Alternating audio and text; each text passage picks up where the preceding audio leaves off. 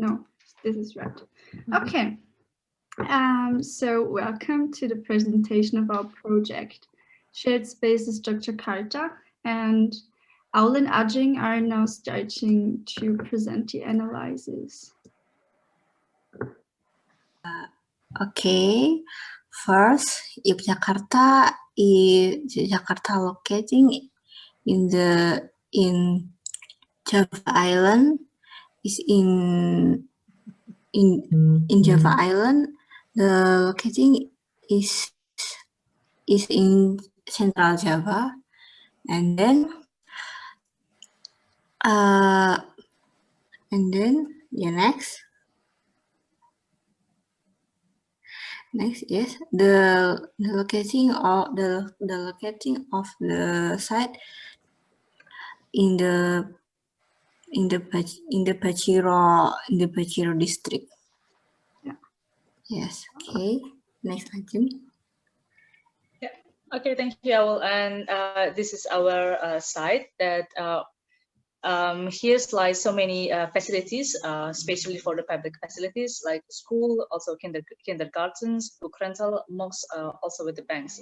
And the green one is the green space that used to be the communal space for the people who living in there. Also the Bachelor district, maybe you could And this is the site data for the age of populations, also with the density. Okay, thank you. And next, Maggie. Yeah, so we go on to our urban concept. Okay, so first we try to use the river as a front yard and give it a public function. Then we have the public space on the edge, which is connected with the surrounding buildings and also with the kampungs. And on the left, we have the more private space for the living areas. Then these are the entrances with the connections to the kampungs. And we tried to bring working and living together. And we also have many other functions. So we have the market with the riverside and the street food, the co-working spaces, the community kitchen, urban gardening spaces, and other public facilities. And also working and living was, just like in the kampungs. Yeah. And the site is just for pedestrians and bicycles. So the motorcycles and cars have to park on the parking spaces. Yeah, so, sorry. Now we have a look at the axonometric view. So the pink one is housing and the blue or gray one is public facilities. You can see the buildings over here are a little bit higher than the buildings over here to blend in with the ground which is lowering to the riverside, and also to have a good connection to the kampungs surrounding. As you can see, we have the public facilities also over here in the ground floor, and we also have housing over here in the upper floors. Next one is the green space. We have green space all over the place between the housing as small courtyards. We have green space over here and next to the riverside, and also here is the market. We have some terraces, bridges, and here we have a big public park, where is also a sports ground. And the center is located over here and is it's created by some seatings where people can get it together. And you can also see the pavilions all over the place. They're for flexible use. They can be used as maybe a shadow play, traditional market, a concert, or a meeting point. Then we have a look at the data. So in this design, it's there are about 1,000 people able to live, and about 670 people to work there. So we have a building density of 2.5. So next one. So this is a perspective of the market area with the riverside. You can see the market stalls and the riverside with the little terraces where you can sit and just relax. And maybe go out. Yeah. That's better. So. And this is our ground floor with the functions we made. So the more public functions are, the more private functions in the living area are some praying rooms, some co-working spaces, the laundry, and also the garbage spaces. The garbage is everywhere in the street. And we have also some chipper coops. And I hope not. The garbage is everywhere in the streets is not good. No, the garbage is located on the edge of the area. Okay. So, yeah. Okay. So then we have the more public functions. These are some hostels, some office buildings, and also the storage places for the market area. And then we have some semi-public spaces with some little shops and cafes and restaurants. And also we have a kindergarten with a playground. Yeah. Okay, then we go to the sections. Section 1 is over here. Section B is over here. Oh, sorry, wasn't planned. So section A, you can see the ground is lowering to the riverside. Here's the river with the market behind and also the bigger buildings behind. We have 1-story buildings to 4-story buildings. And section B you can see over here, and it also lowers down to the riverside. And you can see the center with the seatings and everything. Yeah, now to the location map.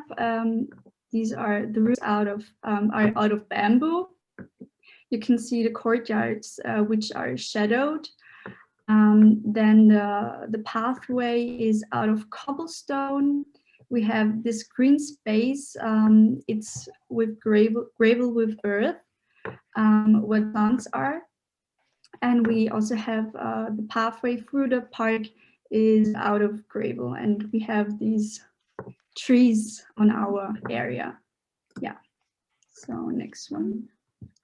Okay, about our concept. Sorry, this thing is not nice here over here. We should put it somewhere else. I don't know where. Okay, maybe like this. Yeah, sorry. Now it's better. Okay, so we started with a modular system, which is 5 to 7 meters. So one module has 35 square meters.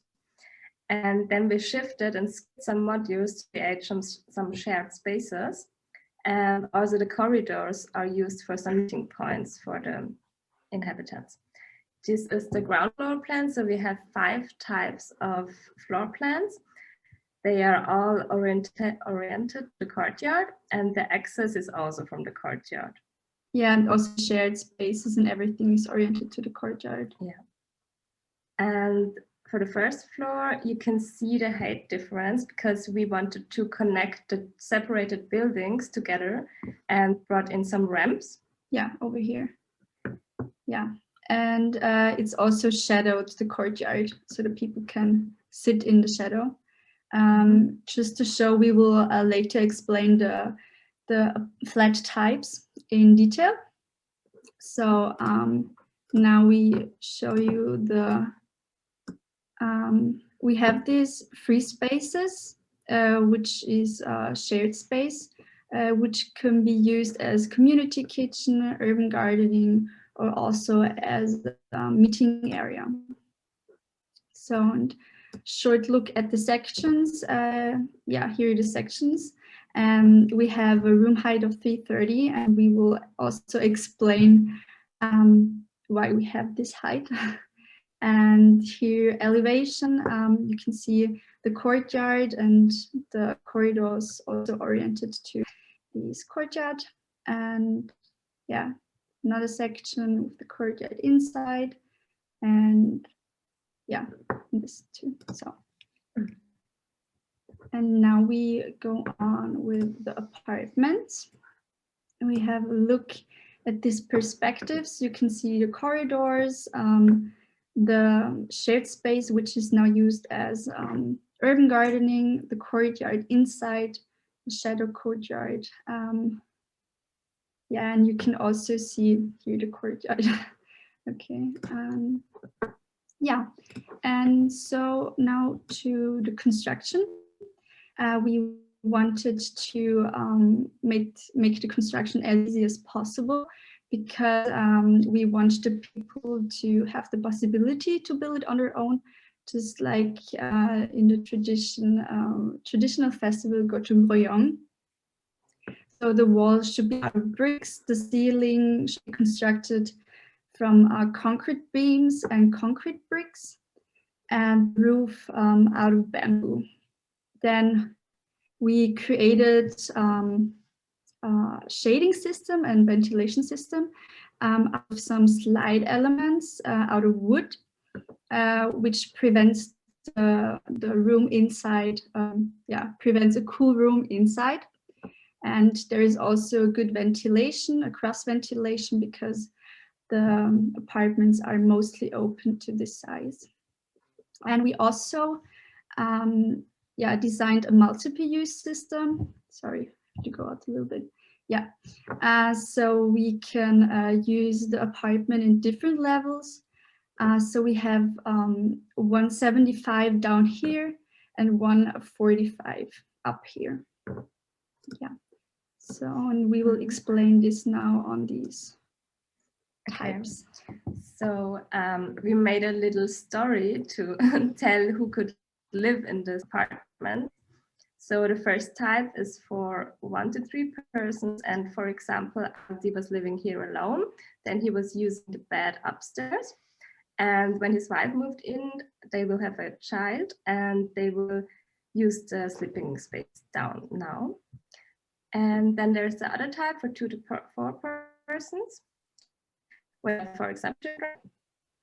And then we have the type with the extension part. So the extension part is, for example, for a little shop, and it's oriented to the courtyard and to the corridor. And the backspace is more private for living. Then we have the next type 3, is, for example, for 2 college students who are living together. And the living room is situated in the middle, so everyone has a private working area separated. The type 4 is for a bigger family, up to 6 persons, and type 5 is the shared apartment, which they share the kitchen together and the access is from outside, and it's up to 4 persons. And it's everywhere. It's like from the shifting, we created these terraces out here, and because it's open, you can always use it as additional living space. And if you want, you have the possibility to just close it and, I don't know, use it as a shop, like Maudi and Reza. Yeah. So we're done. Thank you for your attention. Yeah. Thank you very much. Thank you. Thank you very much. Also, you still did a lot. Thank you.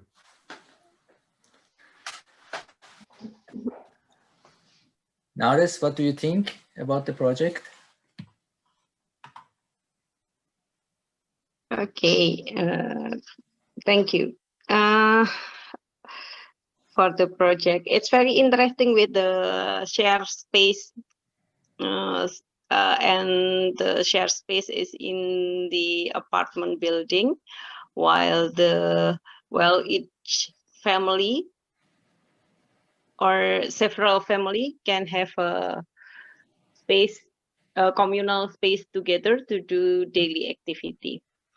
One of the function of the shared space is also for kitchen. But if we see the layout of the building, the shared space is also in front of the house, probably. Yes. And we see the plan of the house here. Oh, okay. Okay, and the communal kitchen is in front of the house. So the community kitchen. The community kitchen could be in the spaces where the modules are missing. Yeah, in so this between. Yeah. Oh, okay. And about the building material, material is using wood and bamboo. And how about the kitchen? The building material of the shared space, the kitchen, communal kitchen. It's in between, so it's just a space used as something like that. Oh, okay. The walls So are out of bricks, the ceilings are out of concrete, but you don't have to really build something new because you already have the walls and already have the roof and everything. oh, okay. So it can be the space between the buildings. Yes. Right. Then after that, you use it as a communal Yes. kitchen. So I think that's a good idea. While we can use kind of that space to become a productive space, and we use it for daily activity. But the arrangement of each unit and also the interaction between the unit and the shared space, I think it still have to review because even it's a small unit, they still have a public zone and private zone and so on. So I think it's really nice idea and also really nice design. And we have to look at more detail on the interaction between each units and the shared space. Okay, I think that's all for the group 2. Thank you. Thank you. Thank you, Naris. And Dia, what do you think? Okay, thank you, Pak Nariman. The good point in this design is to make river as main orientation of community activities. That's good idea.